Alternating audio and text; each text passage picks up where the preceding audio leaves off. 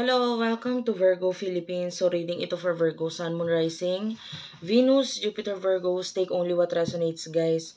Sa mga gustong magpa-personal reading, alam niyo na guys, punta na lang kayo sa Facebook page namin, Madam P. Ayan. Diyan mo ako pwedeng, yan, may admin ako dyan na kung gusto mag-inquire sa personal reading. And then, TikTok namin, Unity, UNIPRI. Follow mo rin ako dun sa TikTok, guys. And dun ka makaka-avail ng mga products sa amin, such as mga crystal bracelets, evil eyes, and yung bago sa products namin, mga keychain, at saka itong cellphone holder. Kami talaga gumagawa niyan, guys. Kaya, masisigurado nyong bless, cleanse ang ating mga products. So anyway, let's start. You do have here Queen of Wands. One more card. Six of Cups. Main energy mo to pero of course kahit sinasabi kong ikaw, pwedeng alam mo sa sarili mo kung person mo yon, okay?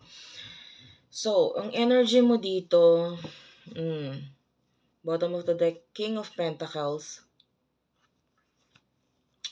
Magaling ka pagdating sa money, especially pagdating sa pera ng iba or buhay ng iba. Like, magaling ka mag-advise sa kanila kung ano yung mas magandang gagawin nila pagdating sa finances nila, anong career ang mas better para sa kanila, or ano yung mas magbibigay ng growth para sa kanila, and you're good at that. No? And I feel like lahat ng mga sinasabi mo na yon, kala mo para sa'yo, parang wala lang, it's just an advice. Pero, somehow nakakatulong ka yung advice mo na yon. Nandun na yan sa tao, of course, kung gagawin niya yung mga bagay na sinabi mo, na which is yun naman talaga makakatulong para sa kanila. Pero nandun yung nakatulong ka nang hindi mo namamalayan.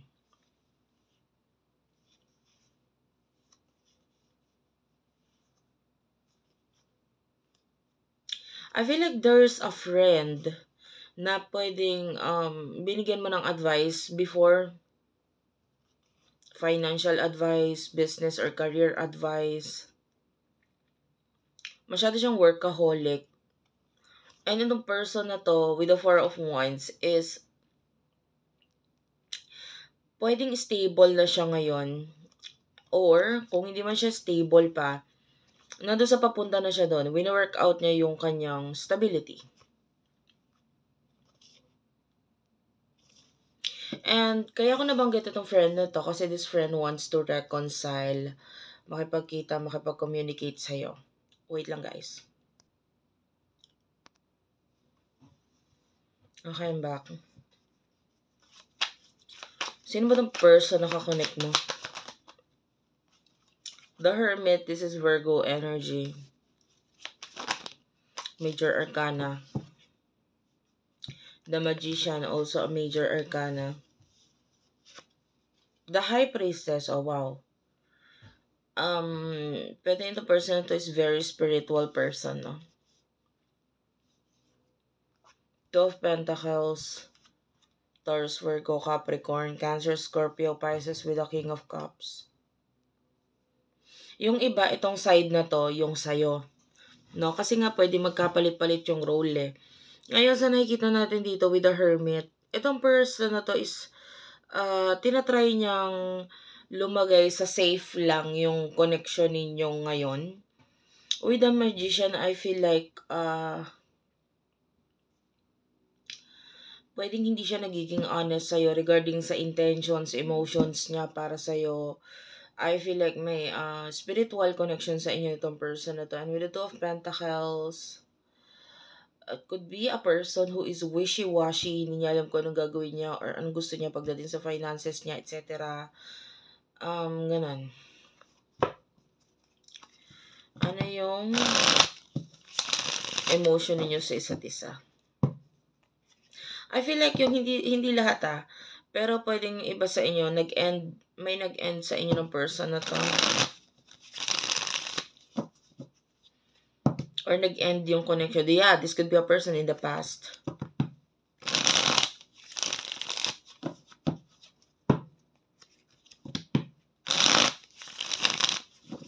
Emosyon ninyo sa isa't isa. Eight of Cups. And the Ace of Swords. Gemini, Libra, Aquarius, Cancer, Scorpio, Pisces. This person okay. Simula tayo sa'yo. The Hanged Man. Puro major arcana sa side ng person mo. And the Death card is Scorpio energy. So, you're thinking about the future. I feel like with the Ace of Swords, may mga bagay kang gustong simulan.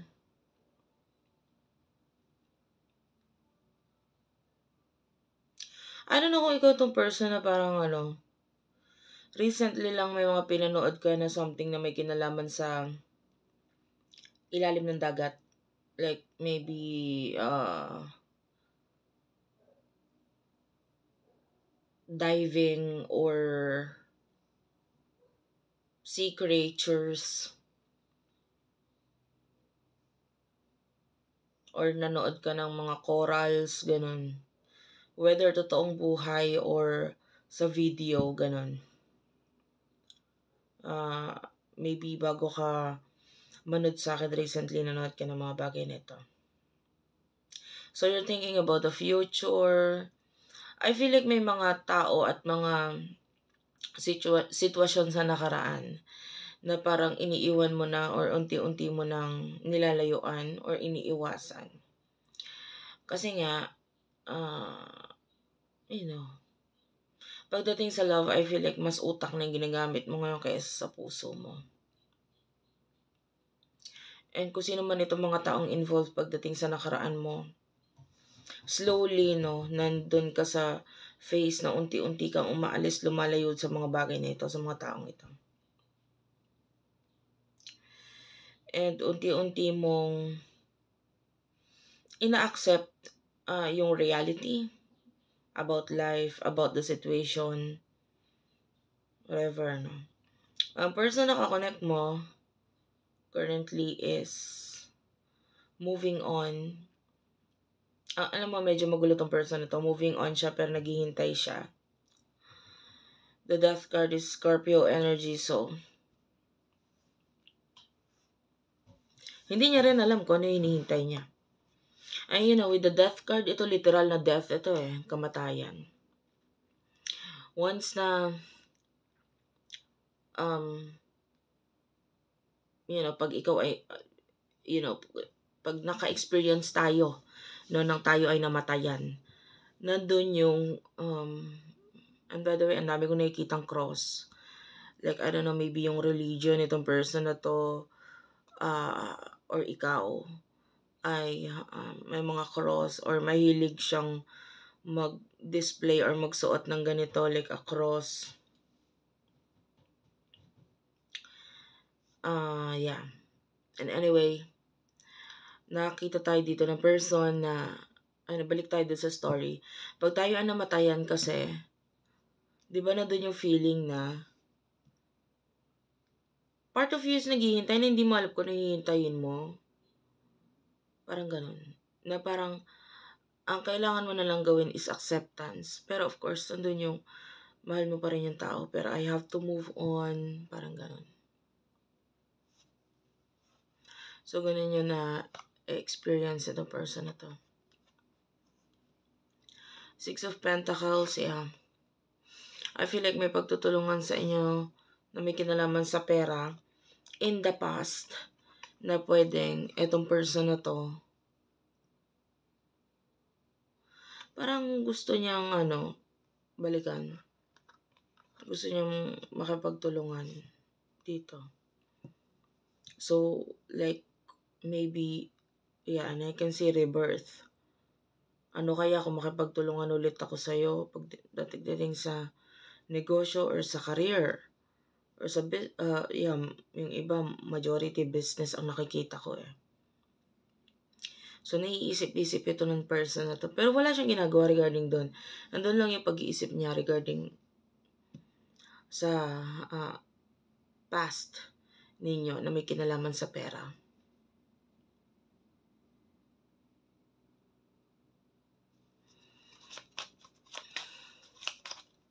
Wala tayong masyadong nakuhang emotion dito sa inyo. 5 of Wands and oh my God. 4 of Swords and the Judgment. Yung iba sa inyo, part of you is galit or naiinis. Or maybe there's competition kasi 5 of Wands. Pwedeng may competition sa connection na to. By the way, pasensya na kayo, kagigising ko lang. 4 of Swords. Wala siya magawa sa sitwasyon niya eh.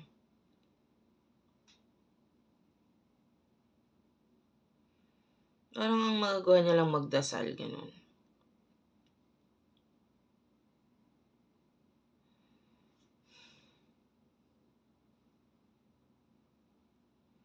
The Justice card is here. This is Libra energy. Yeah. Gusto niyo makipag-reconcile na may kinalaman sa career.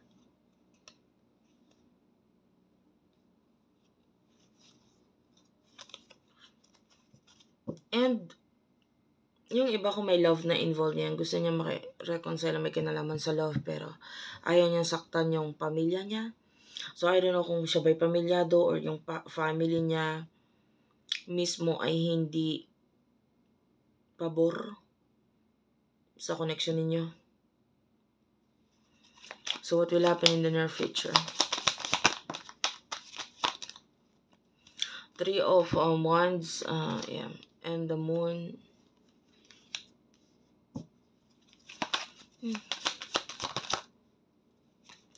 Nakikita natin na hindi mo siya masyadong, I can see dreams about this person. Pwedeng mapanaginipan mo itong taon to, but it's because namimiss mo siya, pero parang in the end, or mas nangingibabaw sa'yo yung parang okay, namimiss mo yung tao, pero reality check,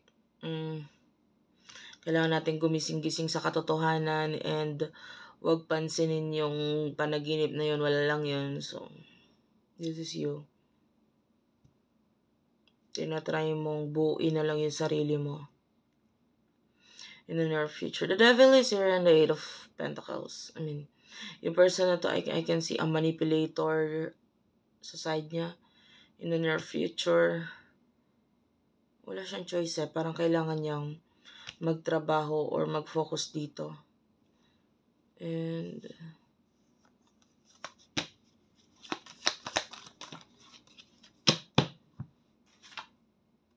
6 of Pentacles, Taurus, Virgo, Capricorn. Papagod ako sa energy niya eh. Kasi parang ang energy niya, kahit anong gawin niya, kahit anong trabaho niya, parang kulang pa rin yung nare-receive niya. Kinikita niya, parang ganun.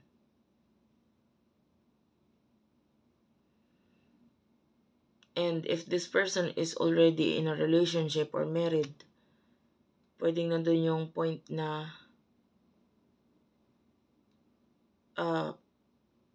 konti lang yung natitira para sa kanya.